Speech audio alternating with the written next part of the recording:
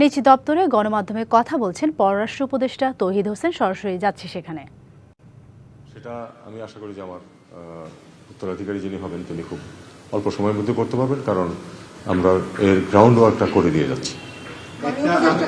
একটা সম্পর্ক করতে চাই নাফিজা, যে প্রশ্নটা ছিল যে আপনার পেছনে থেকেই বলি, সেটা হচ্ছে আপনি বলছেন যে আমাদের ওই পাশে যারা আছে মিয়ানমারে তাদের সাথে যোগাযোগ তাদের আছে এবং তারা রাখার চেষ্টা করছে।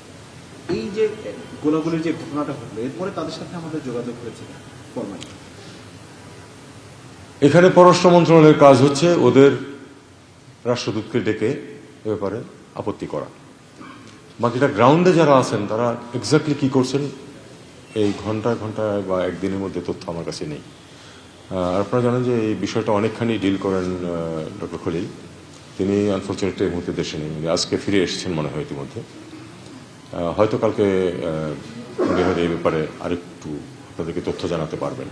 আরেকটা প্রশ্ন হচ্ছে যে আমরা দেখলাম যে একটা ফটো কার্ড দেখলাম পাকিস্তান হাই কমিশনের পেজে এবং পাকিস্তান ফরেন মিনিস্ট্রি, যে আপনার সাথে ফোন আলাপ হয়েছে। আমাদের তরফ থেকে যেহেতু কিছু জানানো হয়নি, আপনি একটু মুখে বলবেন না? এটা ঠিক না, আপনার সাথে বৈঠক হয়েছে।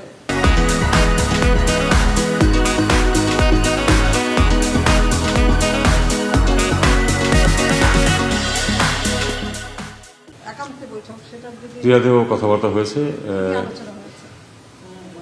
এত আটি ভেঙে শ্বাস না খাওয়াই ভালো না, কারণ এটা দেখুন কি দাঁড়ায়।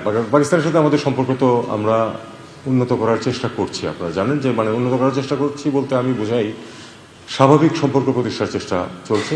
অনেকটা স্বাভাবিক হয়ে এসেছে গত এক বছরে। আরও কিছু কিছু কাজ থাকতে পারে, আবার সেগুলি যখন যেটুকু অগ্রগতি হবে আপনারা জানতে পারবেন।